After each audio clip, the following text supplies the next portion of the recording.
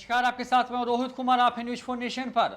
खबर है बिहार से, जहां पर बिहार की सबसे चर्चित सीटों में से एक मुंगेर लोकसभा सीट से ललन सिंह जदयू के जहां प्रत्याशी हैं, तो उनके खिलाफ तार ठोकने का ऐलान कर दिया है बाहुबली और स्थानीय जो नेता हैं ललन सिंह। उन्होंने दरअसल लगातार ललन सिंह वर्सेस ललन सिंह देखने को मिलता रहा है। मुंगेर में निर्दलीय वो चुनाव लड़ने जा रहे हैं। ऐसे में ललन सिंह जो हैं उनकी मुश्किलें क्या बढ़ने वाली हैं, विस्तार से बताते हैं आपको। बता दें कि मुंगेर संसदीय क्षेत्र से बाहुबली ललन सिंह ने लोकसभा चुनाव लड़ने का ऐलान कर दिया है। भाजपा से बगावत कर निर्दलीय प्रत्याशी के तौर पर वो ताल ठोकने जा रहे हैं। बता दें कि इस अप्रैल को निर्दलीय उम्मीदवार के तौर पर नामांकन करेंगे। जदयू के ललन सिंह और राजद की कुमारी अनीता यहीं से प्रत्याशी हैं। ललन सिंह ने साल 2022 में हुई मोकामा विधानसभा के उपचुनाव के दौरान भारतीय जनता पार्टी की सदस्यता ली थी। उनकी पत्नी सोनम देवी ने चुनाव में भाजपा प्रत्याशी के तौर पर किस्मत आजमाया था, लेकिन वो हार गईं। बाद में ललन सिंह लगातार मोकामा इलाके में भाजपा के लिए सक्रिय रूप से काम कर रहे हैं। अब भाजपा से बागी होकर उन्होंने निर्दलीय के तौर पर चुनाव लड़ने का फैसला कर लिया है। इसके पहले ललन सिंह साल 2005 से लगातार प्रत्येक विधानसभा चुनाव में मोकामा से किस्मत आजमा चुके हैं, लेकिन उन्हें या उनकी पत्नी को कभी भी सफलता हाथ नहीं लगी है। अब सीधे सांसद बनने के लिए मुख्यमंत्री नीतीश कुमार के सबसे खास राजीव रंजन और ललन सिंह के खिलाफ जो है नीलीन रंजन शर्मा और ललन सिंह ने ताल ठोकने की घोषणा कर दी है। मुंगेर की बात करें तो मुंगेर में जो है जदयू की तरफ से ललन सिंह प्रत्याशी बनाए गए हैं और मुकाबला उनका आरजेडी की कुमारी अनीता के बीच में होना है, जो कि शादी के बाद जो है वो अचानक से उनको टिकट मिल जाता है आरजेडी से, ये चर्चा में आ जाती हैं। उनको मौका मिलता है आरजेडी की तरफ से। बड़ी बात यह है कि हम मुंगेर लोकसभा सीट की बात करें तो मुंगेर लोकसभा सीट से जो है ललन सिंह जीत करके आए हैं और ललन सिंह ने मुंगेर के अंदर जो है पहले से वो ताल ठोकते रहे हैं।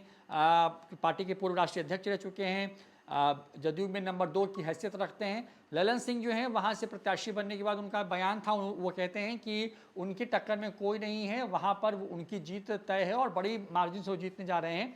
लेकिन अब इसी बीच में दूसरे ललन सिंह जो हैं उन्होंने ताल ठोक दी है और वो अब चुनाव लड़ना चाहते हैं। बिहार की कई ऐसी सीटें हैं जहाँ पर इस तरह की स्थिति होने जा रही है, जहाँ पर कई निर्दलीय प्रत्याशी खड़े हो रहे हैं।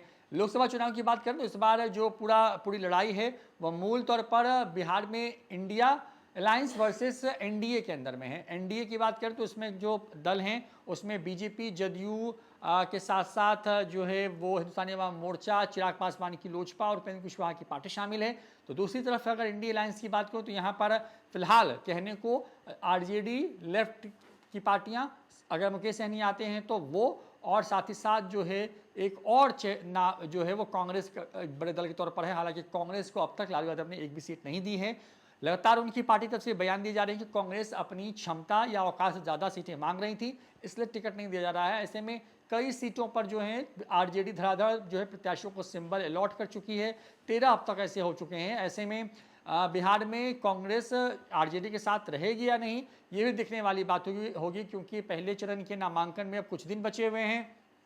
उसकी पोलिंग होनी है अप्रैल महीने में के 19 तारीख को, और ये स्थिति बन रही है बिहार के अंदर में कि एक एक करके आरजेडी जो है वो अपने प्रत्याशी उतार रही है और कांग्रेस मुंह ताक रही है। तो दूसरी तरफ अब ललन सिंह की राह को और मुश्किल करने के लिए ललन सिंह मुंगेर के चुनावी मैदान में, हालांकि 2005 से लेकर के अभी तक जितने भी विधानसभा के चुनाव हुए, उपचुनाव हुए हैं, उन तमाम चुनावों में ललन सिंह या उनकी पत्नी जो हैं उन्होंने ताल ठोकी है, लेकिन किसी भी मामले में उनको कोई कामयाबी हासिल नहीं हुई है। पिछले बार की साल 2019 के लोकसभा चुनाव में ललन सिंह ने वहाँ से एक बड़ी मार्जिन से जीत हासिल की थी और अब दूसरे ललन सिंह जो हैं वो विधायक तो बन नहीं पाए मोकामा से, लेकिन अब वो पूरी तरीके से ताल ठोक रहे हैं कि वो सांसद बन जाएं। लिहाजा वो निर्दलीय प्रत्याशी के तौर पर नामांकन करने जा रहे हैं और इसका एक तरीके से कहें कि ऐलान उनकी तरफ से कर दिया गया। फिलहाल इस खबर में इतना ही। देखते रहिए न्यूज फोर नेशन। नमस्कार।